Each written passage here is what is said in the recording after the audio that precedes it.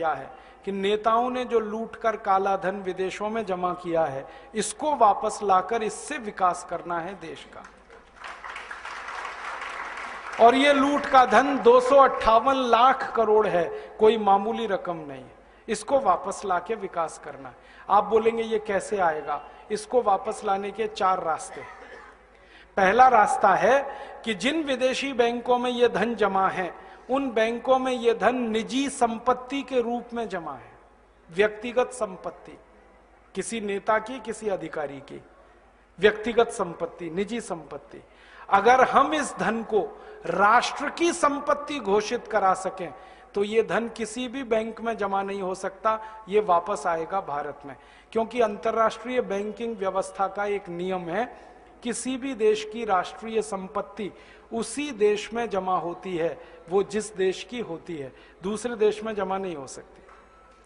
तो अब तक जो जमा है वो निजी संपत्ति है, हम इसको राष्ट्र की संपत्ति बना दें तो ये वापस आएगा।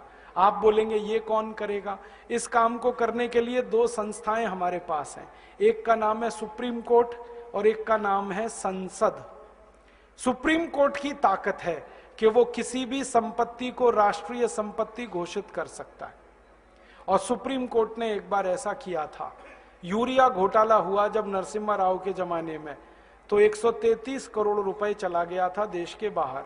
सुप्रीम कोर्ट ने उसको राष्ट्रीय संपत्ति घोषित करके वापस मंगा लिया और स्विस बैंक से वो 133 करोड़ रुपए वापस आ गया। और पता है, वो नरसिम्हा राव के बेटे के खाते में जमा था। हाँ, और सुप्रीम कोर्ट ने नरसिम्हा राव के बेटे को जेल भेज दिया। प्रधानमंत्री के बेटे को जेल भेजा था, वो मैं भूला नहीं कभी भी। सुप्रीम कोर्ट में इतनी ताकत है। तो हमने सुप्रीम कोर्ट में एक मुकदमा लगाया है अभी 6 महीने पहले, ये जो भारत स्वाभिमान नाम की संस्था है ना, इसकी तरफ से। और मुकदमा हमारा एक ही है कि अगर यूरिया घोटाले का पैसा सुप्रीम कोर्ट ने राष्ट्र की संपत्ति घोषित किया था, तो चारा घोटाले का भी राष्ट्र की संपत्ति है, बोफोर्स घोटाले का भी राष्ट्र की संपत्ति है, सभी घोटालों का पैसा राष्ट्र की संपत्ति है। और इस तर्क से अगर सुप्रीम कोर्ट सहमत हो जाए तो 258 लाख करोड़ को राष्ट्र की संपत्ति वो घोषित कर सकता है। और ये घोषणा होते ही हम इंटरनेशनल कोर्ट ऑफ जस्टिस में जा सकते हैं फैसले को लेकर, और आईसीजे ऑर्डर करे तो दुनिया के 70 देशों की बैंकों को पैसा वो वापस करना पड़ेगा भारत को। इस उम्मीद में मुकदमा लगाया है हमने। 6 महीने हो गए। 6 महीने तक ये मुकदमा स्वीकार नहीं हुआ, बहस होती रही कोर्ट में, और अब स्वीकार हो गया है। कोर्ट ने तैयार मान लिया कि अब ये मुकदमा सुना जाएगा। 6 महीने लगे और कोर्ट ने अपने को कन्विंस करने के लिए सब तरफ से जानकारी मंगाई। हमने कहा, उतने पे विश्वास नहीं किया कोर्ट ने। एक अंतर्राष्ट्रीय संस्था को कॉल किया कोर्ट ने, उसका नाम है ट्रांसपेरेंसी इंटरनेशनल। उन्होंने आके सारे दस्तावेज कोर्ट में पेश किए कि भारत का कितना ब्लैक मनी। फिर और एक संस्था को कॉल किया कोर्ट ने, उनका नाम है टैक्स जस्टिस नेटवर्क। उनको बुलाया, उन्होंने दस्तावेज दिए। फिर भारत के तमाम बड़े अधिकारियों को बुलाया कोर्ट ने, एनफोर्समेंट डायरेक्टरेट के, पूछा कि आपको मालूम है विदेशी बैंकों में खाते हैं? उन्होंने कहा हाँ खाते हैं। फिर सीबीआई वालों को बुलाया। जब सब तरफ से कोर्ट कन्विंस हुआ तो कोर्ट ने मुकदमा स्वीकार कर लिया। अब कोर्ट ने नोटिस दिया है सरकार को, और सरकार को पूछा है कि ये 258 लाख करोड़ किस किस का है, जल्दी से कोर्ट को बताया जाए।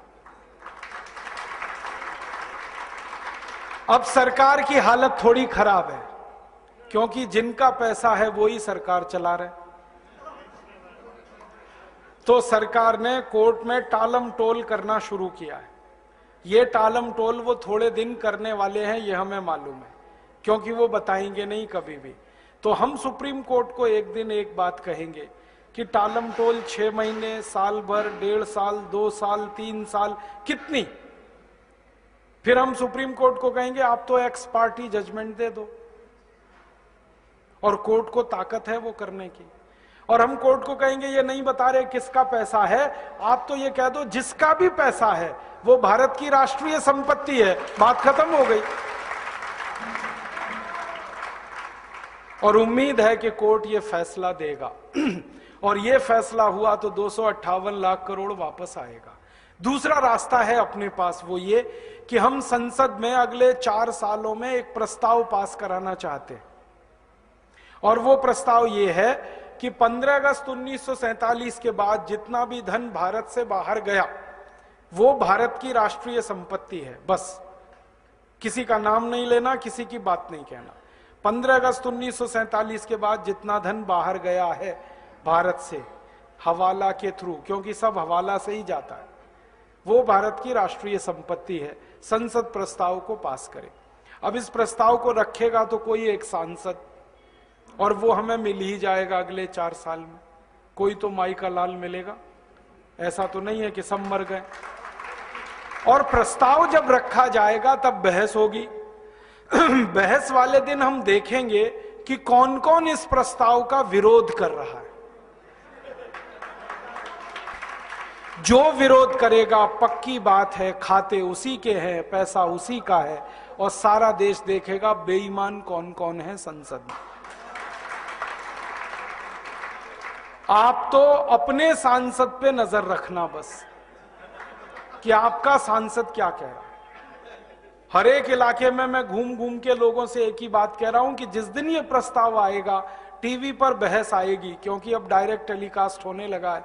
आप अपने सांसद पे नजर रखना वो क्या कर रहा है, आपको पता चल जाएगा वो बेईमान है ईमानदार है। अब संसद में या तो प्रस्ताव गिरेगा या पास होगा। गिरेगा तो विरोध करने वाले सांसद ज्यादा चाहिए, तो सारा देश देखेगा बेईमान और हरामी कौन कौन है इस देश में। और या सांसद डर के मारे विरोध नहीं करेंगे तो झटके में प्रस्ताव पास हो जाएगा, और प्रस्ताव पास हुआ तो कानून बनेगा। अपने दोनों हाथ में लड्डू है, हमें कुछ खोना ही नहीं है, जो है पाना है। तो या तो बेईमानों को एक्सपोज करेंगे पूरे देश में और घूम घूम कर कहेंगे कि ऐसे हरामी और बेईमानों को दोबारा चुनकर मत भेजो, जो विदेशी पैसे को वापस लाना ही नहीं चाहते, जो देश को अमीर होने ही नहीं देना चाहते, जो गरीबी मिटने ही नहीं देना चाहते इस देश की। तो या तो उनके खिलाफ लड़ाई शुरू होगी, जंग, और वो आखिरी जंग होगी। या तो वो रहेंगे या तो हम रहेंगे, बीच में कुछ नहीं होगा। और अगर प्रस्ताव पास हो गया तो कानून बन गया, तो पैसा आ जाएगा 258 लाख करोड़। तीसरा और रास्ता है अपने पास, हम इस पूरे 258 लाख करोड़ का ब्यौरा लेकर इंटरनेशनल कोर्ट ऑफ जस्टिस में जा सकते हैं और दुनिया के 70 देशों के खिलाफ प्रतिबंध लगवा सकते हैं। अमेरिका ने अभी ऐसा किया। आपको मालूम है अमेरिका में भी भ्रष्टाचार है, वहां के भी लूटखोर नेता हैं, उन्होंने भी स्विस बैंक में खाते खोल रखे थे। बराक ओबामा ने अभी एक झटके में वो सब ठीक किया। उसने कानून बनवाया पहले अपने देश में, और वो कानून से पैसा ले आया। स्विस बैंक से 780 अरब डॉलर लाया निकाल के बराक ओबामा, और उसने अपनी इंडस्ट्री में लगा दिया वो पैसा। और अमेरिका के 19,780 खाते बंद कराए उसने। तो ये बराक ओबामा अगर कर सकता है तो भारत भी कर सकता है। बस अंतर इतना है कि अमेरिका को बराक ओबामा मिल गया है, भारत को एक बराक ओबामा की तलाश है। अगले 4-5 साल में मिलेगा, कोई ना कोई तो निकलेगा। भारत माता वीर विहीन नहीं है, निपूती नहीं है, बांझ नहीं है। जब जरूरत पड़ती है इस माता ने बड़े बड़े लाल पैदा किए हैं देश की समस्याओं का समाधान करने। आगे भी होगा, इसका विश्वास है हम। और ये काम हम बराक ओबामा की तरफ से भी कर सकते। बराक ओबामा ने अभी एक बहुत रोचक बात कही। हमारे प्रधानमंत्री गए थे अमेरिका, अभी मालूम है मनमोहन सिंह अमेरिका गए। बराक ओबामा ने मनमोहन सिंह को ऑफर किया, देखो मैंने स्विस बैंक से पैसे निकाल लिए, आपको निकलवाने? ऐसे ही बोला उसने, आपको निकलवाने, मैं मदद करता हूं आपकी। तो मनमोहन सिंह की ऊपर की सांस ऊपर, नीचे की नीचे, ना हां कहा ना कहा। फिर उसने कहा मैं भारत की मदद करना चाहता हूं सीरियसली इस काम में, और मैंने जैसे पैसा निकाला है स्विस बैंकों से मैं वो बताना चाहता हूं, आप ऐसे निकालो। अब मनमोहन सिंह चुपचाप लौट आए, क्योंकि उनको बोलते ही नहीं बनता, क्योंकि सरकार चलाने वालों का पैसा है, बात ही नहीं करते वो। तो बराक ओबामा तैयार है, वो कहता है मैं मदद करूंगा भारत की। क्यों? वो कहता है भारत की मदद इसलिए करनी है, भारत महान देश है, ये वो बोलता है। और भारत की महानता जब वो गिनाता है ना, तो सबसे पहले कहता भारत बजरंगबली का देश है, हनुमान जी का देश। और वो हनुमान जी का भगत है बराक ओबामा। उसने मंदिर बनाया, मालूम है? आधा ईसाई आधा मुसलमान बराक ओबामा हनुमान जी की पूजा कर रहा है।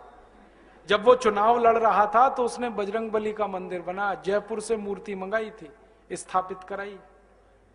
और पहला राष्ट्रपति है अमेरिका में जिसने दिवाली मनाई अभी। हाँ, दिवाली को हनुमान जी की पूजा होती है ना, उसने की वहां, पंडित जी को बुलाया उसने।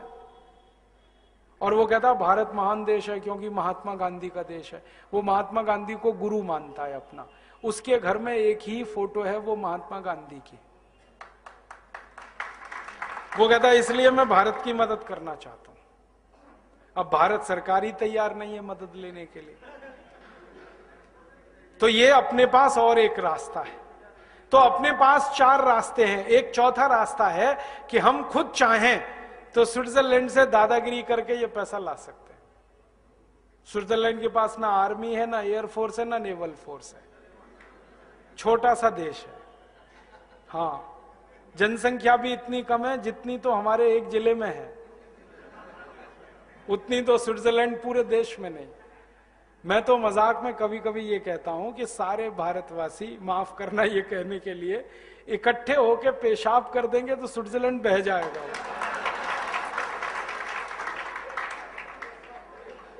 इतना पिद्दी सा देश है। 2 घंटे कार चलाओ तो स्विट्जरलैंड की सीमा खत्म हो जाती है, दूसरे देश में कार घुस जाती है। पुलिस उनके पास है नहीं, आर्मी है नहीं, थोड़ी दादागिरी करो वो तो दे देंगे। अमेरिका ने अभी कहा था उनको कि इराक का ध्यान है, अफगानिस्तान का ध्यान है, वो आपका भी हाल हो सकता है। तुरंत उन्होंने पैसे निकाल के दे दिए, 1 मिनट नहीं लगा। तो अपने पास 4 रास्ते हैं। पहले तीनों रास्तों का उपयोग करेंगे। कानून से वो पैसा लाएंगे, क्योंकि गलत कानून के कारण वो पैसा गया है, तो कानून सही करके उसको वापस लाएंगे। और भविष्य में ये पैसा बाहर ना जाए, इसकी पक्की व्यवस्था करेंगे। पहला कानून बना